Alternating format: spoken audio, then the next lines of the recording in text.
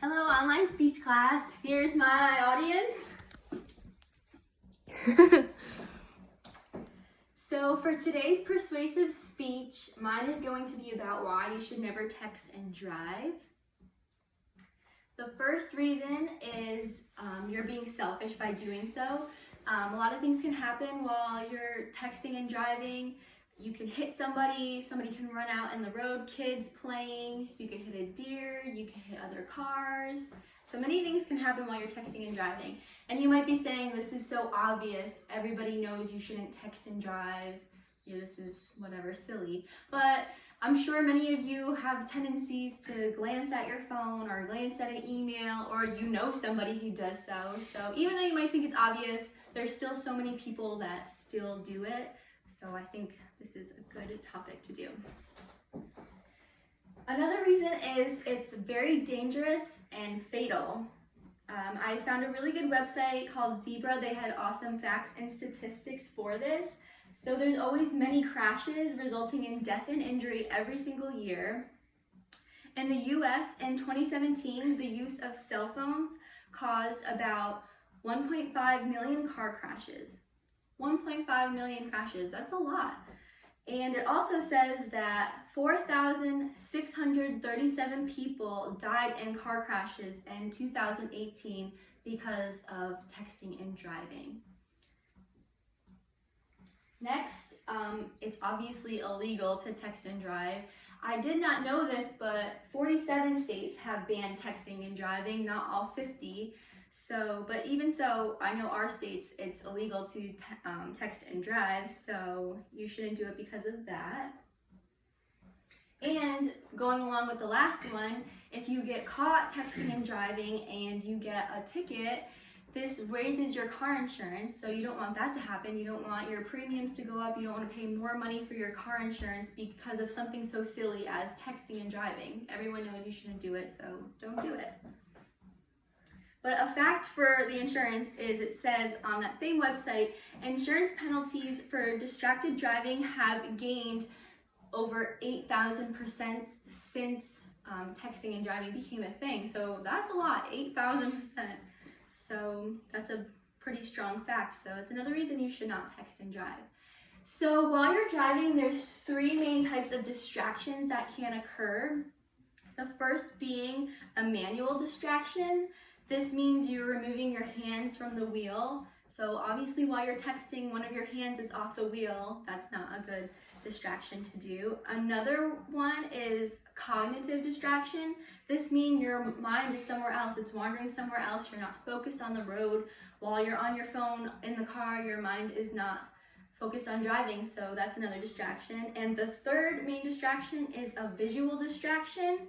This means you're taking your eyes off the road, and texting and driving, you're participating in all three of these major distractions, which is very detrimental when you're driving, so you don't want to participate in any of these.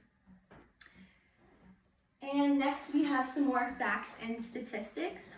These are very alarming, and I feel they're really good to share because it really shows how bad and dangerous texting and driving is. So one I have from the University of Utah, which says, people are as impaired when they drive and use a cell phone as when they are driving intoxicated at blood alcohol limit of 0.08%. Another one from Virginia Technical Transportation Institute says that text messaging increases the risk of crash or near crash by 23 times. That's a lot. By 23 times, you're increasing the chances of getting in a crash just by texting. And another one from the other website, Zebra, says that texting and driving is 6 times more likely to cause a car accident than drinking and driving.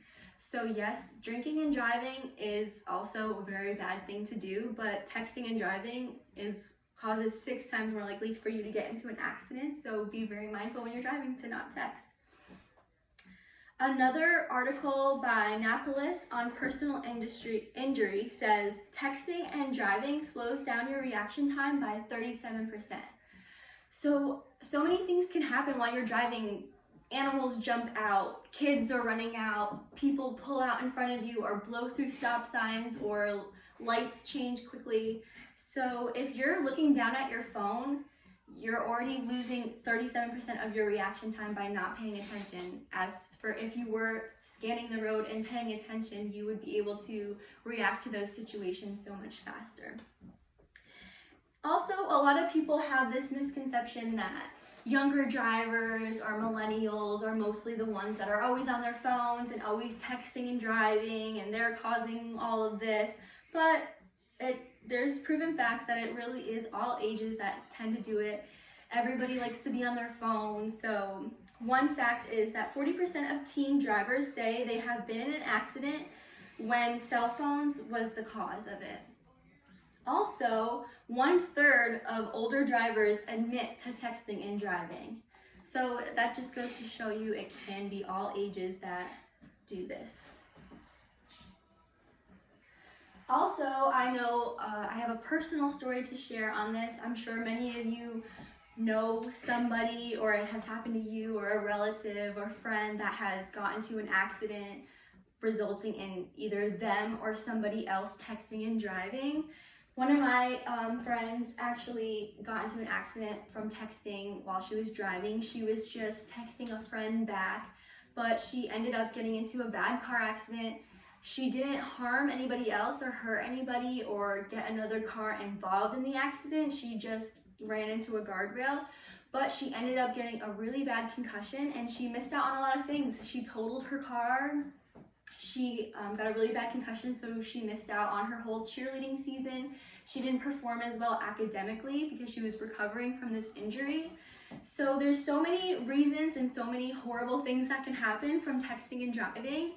And I know this is an obvious statement, you should never text and drive, but I hope this speech helped reiterate the fact that you should not and persuaded you to never text and drive.